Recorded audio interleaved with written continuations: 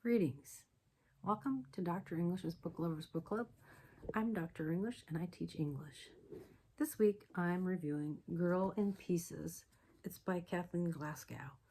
And I just finished it, and I think probably one of the things you definitely need to do is at the end read the author's note. I might actually suggest that you read the author's note first because it will shed some light on the story. I would say out of all the books I've reviewed so far, I found this one really, really difficult to get through because it took over 200 pages before I felt like any sense of hope at all for Charlie Davis in this book. And I think for one thing, the author did an incredible job to help the reader understand just how hard it was for Charlie to find a way out of she's a cutter, and I feel like it's really truly authentic and honest in that it starts out in a psych ward and just how serious it is and how the other girls around her were really struggling, and just to me it was just really hard to read because I felt like throughout most of it it's like, please, Charlie, just, do the right thing and get better. But it also just teaches you as a reader, like, how difficult it is that, it's like any addiction. Like, it's really, really incredibly difficult to overcome addiction of any kind. And I think that, Kathleen Glasgow did a really good job of really portraying for the person in it just how difficult it is, and just something that I've thought for a very long time in my over 60 years of existence on this big rock is that so often people that have addictions are attracted to each other in some strange way. And I just find that so incredibly sad that that is the way it is. And that it just exacerbates the problem. It does not help the problem to be around other people who are addicted to drugs or addicted to cutting, or smoking is an incredibly difficult addiction to overcome. And I just find that incredibly sad. I don't know why it's true. Sometimes people are very lucky and they find someone who, is not, and helps them get out of it, but no one actually helps them get out of it. No one can do that. The only person who can do that is the person who is addicted. They are the only ones that can actually, find their way out of it and crawl out of it, scratch out of it, just, struggle to get out of it. And then there, the thing about it is there are people that are sober that are there to help, because, they actually know. And so there's that part of the story too that I think is really, there's some hope along the way, but just the fact that you just feel so wrapped up in Charlie, and it's just really hard to not you're just so mad at her. I was so mad that there were a couple times I just had to put the book down because I couldn't read it because I was just so furious. I was just like, you need to get better, things are going better. And yet that's the life sometimes of an addict. Like, they can get to a point where they're doing better, and then just like that, it can be gone really quickly. I'm a huge fan of Anne Lamott, and Anne Lamott's books. She talks very frankly about her addictions and about how she would try and she'd do better, and then she would just, fall back and just have to start all over again. And it's so painful to read that. I love her books, and I found it painful to read some of her stories. And so for me, this book was really difficult to read because I wanted so desperately, and I would get so angry because I just wanted her to get better, and I would just be like wanting to shout at her, like, don't you see what is happening? Like, don't you see what he's doing? And I just, it was very difficult. But her friend Mikey in the story is like, the breath of fresh air. Like, there's this one positive person in her life. There were others, but he really stood out because he really, got clean and started having some success, and he wanted that for her too. And I just felt like, she just has a really warped sense of what love is. and how, you know, drugs and addictions play a role in your misperception of things. And that, you know, when she's like 17 and turns 18, it's like when girls are that age, they really don't know what love is. I mean, I know that many people would say, yeah, I do know what love is. And I felt that way myself, and I found someone really young, but I feel like still I don't know the complexity of it. And when you're in a place of addiction, you know, you want desperately to have that kind of love, because it can help you get through it.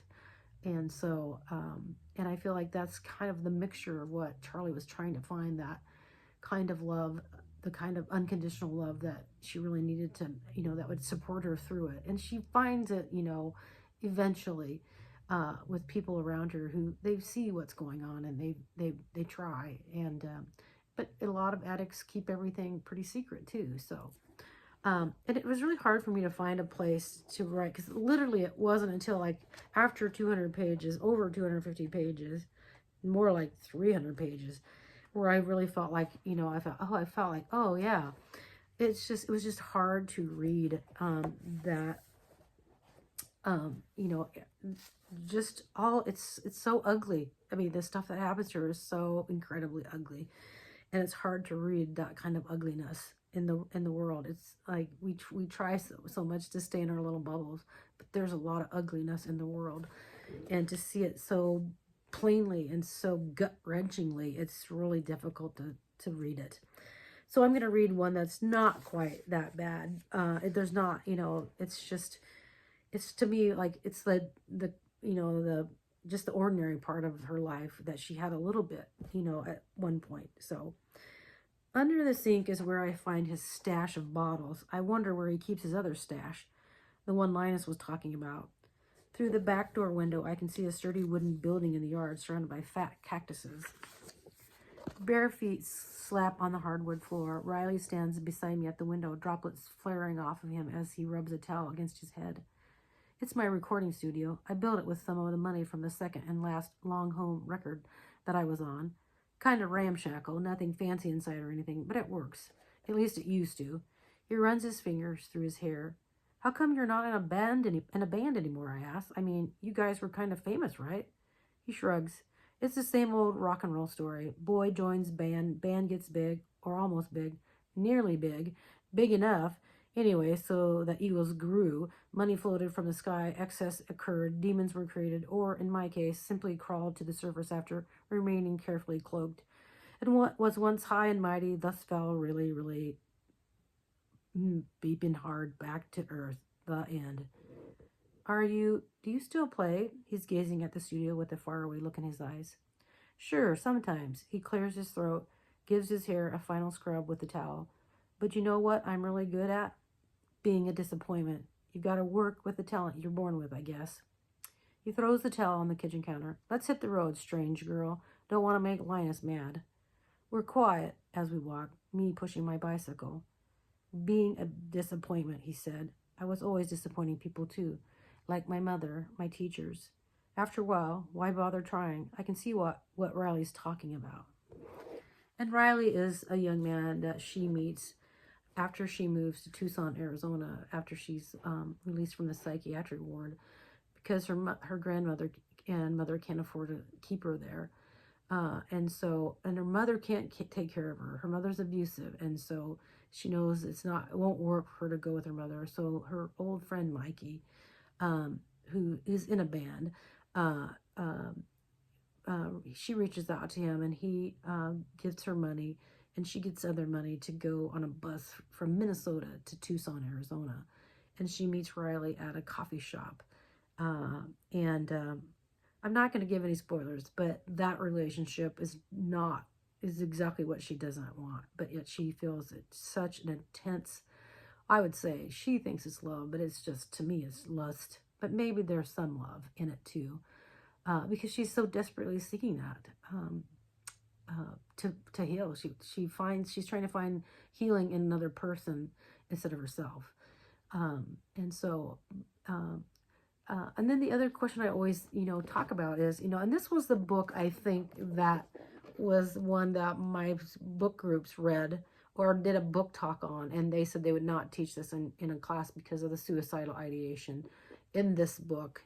And it's not just the suicidal ideation, it's it's the, the cutting, the burning, poking, there's drug addiction, there's alcoholism, there's, so, I mean, like, you name it, I swear to God, it's in this book. And so, no, I wouldn't teach this. It was really hard for me to read it even. So I couldn't really, I mean, I think there will be teenagers who would really like to read this to understand something if they're in that place. And there's a whole list of resources in the back, and there's a study guide for this and everything. There's things to think about if you want to do a book club. I think, I would have a hard time even recommending this for high school students as a book club. I think the only way I would recommend this is to do it as a book on your shelf, that you could recommend to students. I know it, like, it was hard to get this book. It was like there were 15 copies at my local library and they were all checked out. So I'm assuming a lot of the readers are adolescents. And so, but I don't know if I could even recommend it to do it as a book club. I mean, it's just so difficult to read. And so, you could do it, but I would definitely make sure that, there's, some kind of release form for parents, because I just think it's really difficult to read this book. And I'm usually pretty okay with that. And nothing really bothers me. I just found it really hard to read it because it was just so gut wrenching, and it just made me so incredibly sad. Um, but like I said, after about 300 pages, and then I felt like, it was much more hopeful. So that is my recommendation. I think you really would have to think about it. Keep it on your shelf, and you could recommend it to a student that you feel like, had the um, maturity and the sense of their own self, that they could read it uh, and feel like they, understand what was happening. So um, that's my recommendation for it. Like, this is, like, I think maybe the only one. There's maybe only been two so far that I wouldn't recommend. I wouldn't recommend to teach, but I would have a hard time even, like, thinking about this for a book club for adolescents. Now, adults, that's a different story. If you want to do it as a book club, yeah, I can see. And like I said, a lot of these were already checked out. So thank you for joining me this week. I was really looking forward to reading this, but then I found it so difficult to read. But I do feel like there are many people who would really, really want to read this, but it's tough. And next week I'll either be doing Speak. That's a book, that's an older book, and I'm trying to get that at the library, and I've had some problems with that. Or I will either do the Speak by Lori Hulse Anderson, or I'll do My Lady Jane, and it's by Cynthia Hand, Brody Ashton, and Jody Meadows. The three writers writing this. This was one that many of my students really liked. So we'll see you next week, and it'll be either My Lady Jane or Speak by Lori Hulse Anderson. Thanks for joining me. Bye.